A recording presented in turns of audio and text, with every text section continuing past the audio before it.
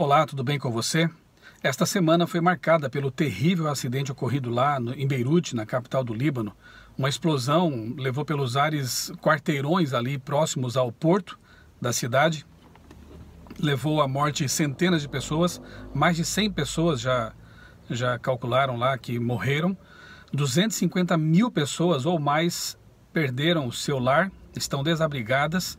E milhares de outras estão feridas, o que levou o sistema de saúde lá de Beirute ao colapso. Os hospitais já estavam lotados por causa aí da Covid-19. A cidade já estava realmente numa situação bem complicada, em crise financeira. Beirute, Líbano, né, não passa por um momento bom. E agora acontece essa terrível explosão aí, que com certeza vai agravar a situação no país. Eu tenho amigos lá que são missionários no Líbano e mantive contato com eles ontem e graças a Deus, nenhum deles sofreu grandes perdas ali. A informação é de que a nossa igreja lá e também nossa escola, nosso colégio foram atingidos, mas não com muita gravidade, né? Houve perda ali, sim, de material, estragos, alguns estragos causados pela onda de choque da explosão. Eu vou colocar aqui algumas imagens daqui a pouco para você ver como realmente foi algo assim tremendamente forte, né? Eu estava lendo a reportagem, um relato de um jornalista que trabalha lá, que é libanês, e ele conta que participou, já fez cobertura de guerras, de conflitos, guerras civis, mas nunca tinha visto uma detonação, uma explosão tão forte assim. A redação do jornal onde ele trabalha foi destruída também. E, enfim, realmente foi um cenário de guerra, né? Parecia até uma bomba nuclear pelo formato ali, né, do cogumelo e tudo mais. Realmente foi algo terrível. Veja aí as imagens que circularam, né, nas redes sociais entre anteontem e ontem.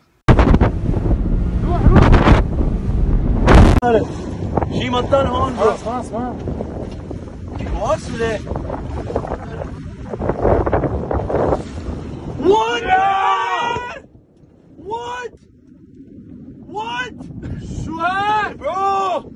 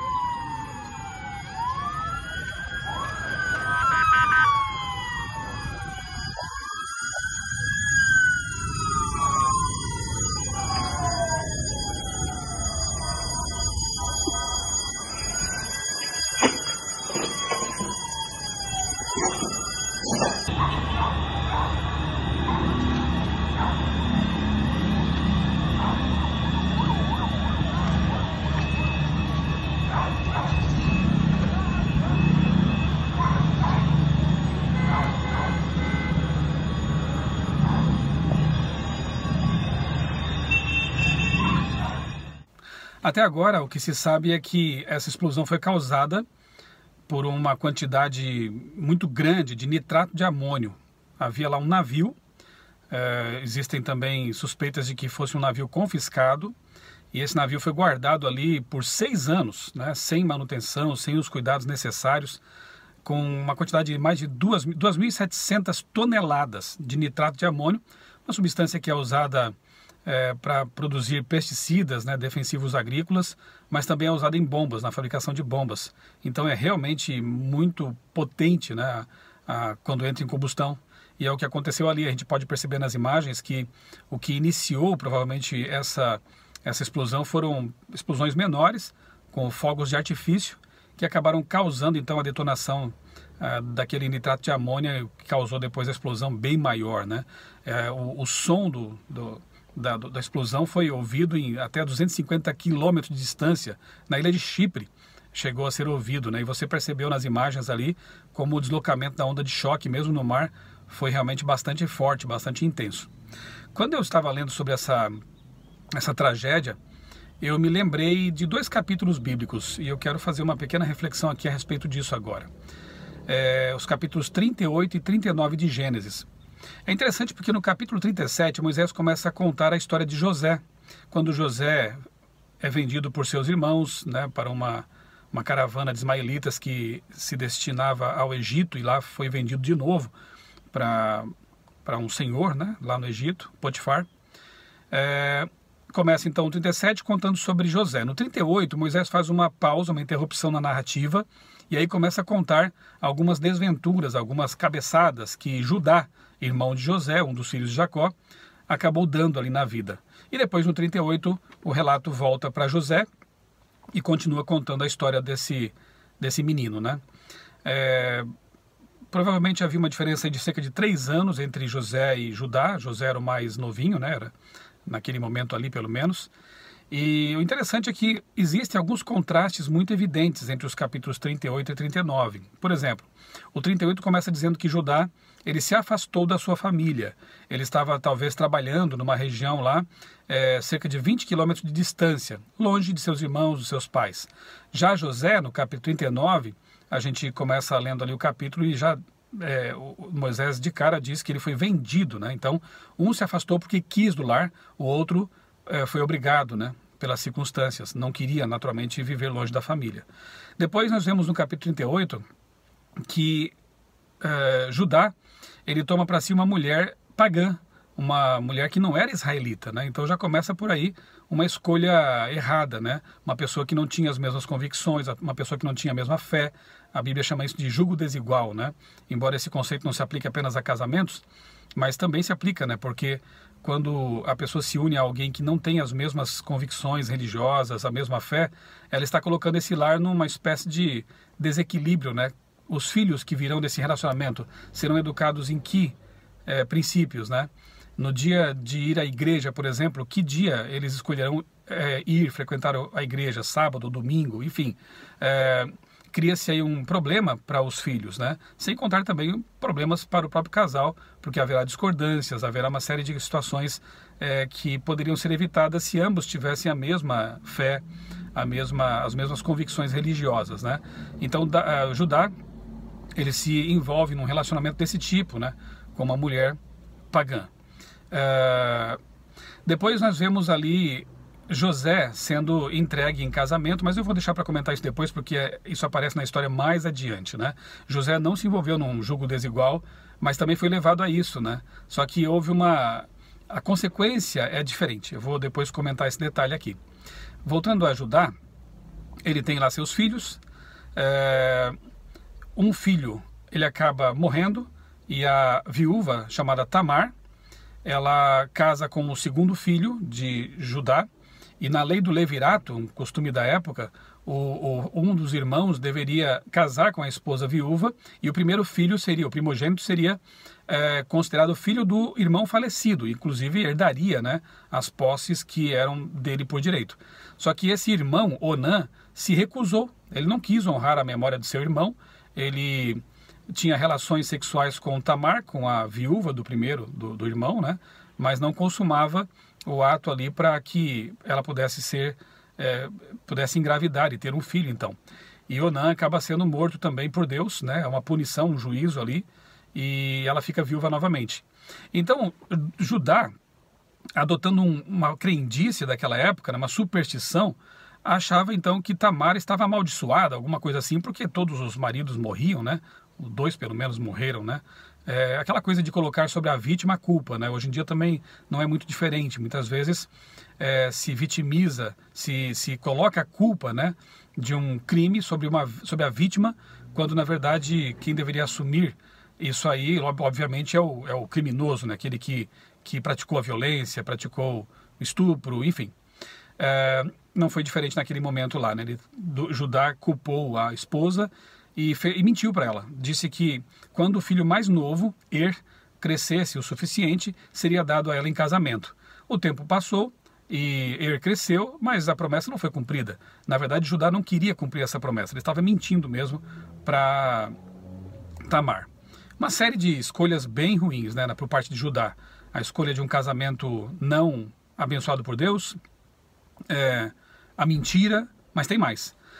Quando Judá fica viúvo, a esposa dele falece, ele deixa passar o tempo ali costumeiro do luto, depois vai dar uma volta por ali e em outra cidade e resolve procurar uma prostituta. Olha, outra escolha péssima, né, desse jovem, né?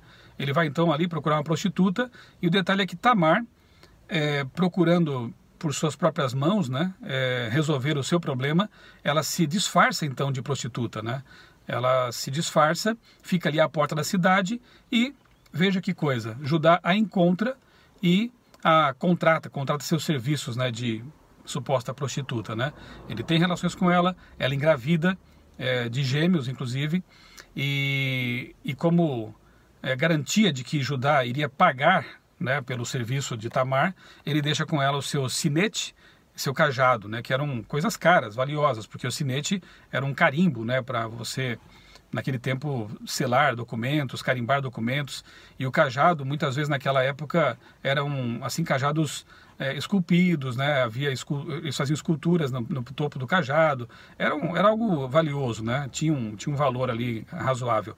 Então ele deixa essas coisas valiosas com ela, e depois envia alguém para pagar, né, o preço do ato sexual com uma cabra, né, com um animal. E então toda a situação é revelada, né, quando se descobre que na verdade Tamar havia enganado Judá e ele havia estado com ela, né. Então uma situação muito vexatória, muito complicada, né. E vemos assim Judá dando uma série de cabeçadas nesse capítulo, fazendo escolhas péssimas o tempo todo, né? Pela graça de Deus, né? Pela misericórdia de Deus, depois ainda a situação é contornada. Judá, pelo visto, se arrepende, né, de suas atitudes. Inclusive um de seus filhos ali desse relacionamento, ele acaba sendo parte da linhagem de Jesus, né? Então a gente vê aí a graça de Deus atuando. Mas o capítulo 39 é totalmente diferente. José é totalmente diferente. Mesmo sendo levado para uma terra distante e pagã, ele faz escolhas alinhadas com a vontade de Deus. Ele decide ser fiel a Deus mesmo estando longe da família. Ele poderia, quem sabe, até ter se revoltado com Deus e dito assim: olha, já que Deus permitiu que eu fosse colocado nessa situação, já que Deus permitiu que eu fosse exilado da minha família, eu vou mais agora aprontar mesmo, né? Mas não, José, um jovenzinho, adolescente ali, ele decide ser fiel a Deus, e quando ele está na casa de seu senhor, né? Ele torna-se servo de um egípcio chamado Potifar. A mulher, a esposa de Potifar, começa a cobiçar José. Ele era um jovem bonito, como diz o relato bíblico, e aí ela o convida em algum momento lá para se deitar com ela, né? Para praticar fornicação, adultério, né, com a esposa de Potifar. E José dá uma resposta muito firme, né, dizendo que eu jamais pecaria contra o meu Deus e contra o meu Senhor. E diz o relato do capítulo 39 que José não apenas uma vez foi tentado por ela, mas várias vezes ele sempre se desviava do pecado. Ele sempre evitava essa situação.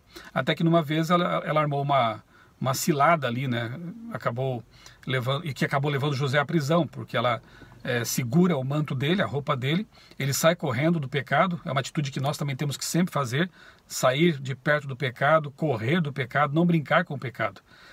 E ela acusa então José de tentativa de estupro, né? E ele acaba sendo preso. José foi fiel na prisão também, e Deus não o abandonou lá. Mas isso mostra que os servos de Deus, muitas vezes, por serem corretos, por serem honestos, né, retos naquilo que fazem, podem ser punidos injustamente por causa disso. Mas mesmo que isso aconteça, sejamos fiéis a Deus, né? Mantenhamos a nossa postura. E José foi fiel também na cadeia. E lá ele foi reconhecido pelo carcereiro, foi bem tratado, até que nós conhecemos a história, ele acaba sendo libertado e, no fim das contas, vai parar no palácio, né? Da prisão para o palácio. Fiel na prisão, fiel no palácio. Fiel sempre. Isso é que é bonito na vida de José. Enquanto Judá fazia escolhas, né, tomava decisões desalinhadas com a vontade de Deus, José o tempo todo estava alinhado com a vontade de Deus. E o capítulo diz umas 4 vezes que o Senhor estava com ele. Deus está do lado daqueles que querem servi-lo, que querem andar ao lado dele, né? Não importa em que circunstância estejamos, se nós formos fiéis, Deus está conosco também. E voltando àquele ponto, né, do casamento de José, o faraó então entrega a José uma moça, filha de um sacerdote egípcio, e José então se casa com ela. Não podemos considerar isso julgo desigual, porque na verdade não foi José quem fez a escolha. Mas mesmo assim nós vemos Deus abençoando, porque mais adiante, no fim do capítulo, no capítulo 41, nós vemos ali que José deu aos filhos nomes hebraicos, né? Nomes hebraicos, não nomes egípcios. Não chamou os filhos de Tutmoses, Tutankhamon, né? Ramsés, sei lá, nomes assim lá do Egito. Ele chamou os filhos dele com nomes hebraicos, que tinham relação com a história de Israel e com o Deus de Israel. E o fato de a esposa concordar com isso me faz pensar aqui, imaginar, que ela também concordava com a fé de José. Então eu imagino que José deve ter levado essa moça a Jesus, digamos assim, né? Ao Deus dos hebreus, e ali naquele lar eu imagino que Deus era cultuado, havia um reconhecimento de que o Deus de Israel é o Deus verdadeiro. Então a gente percebe assim 2 trajetórias totalmente diferentes, né? José foi uma bênção para todo o império egípcio, usado por Deus, ele abençoou muitas pessoas. A história dele, ela permanece na Bíblia como uma das mais lindas e inspiradoras de alguém que foi fiel a Deus, inteiramente fiel. E Judá tem essas manchas ali na sua trajetória, no seu currículo, digamos assim. Qual a diferença? Escolhas. São as escolhas que fazemos, né? Judá fez as suas escolhas, colheu as consequências e deixou um registro histórico. José também fez suas escolhas, colheu as consequências e deixou um belo registro histórico.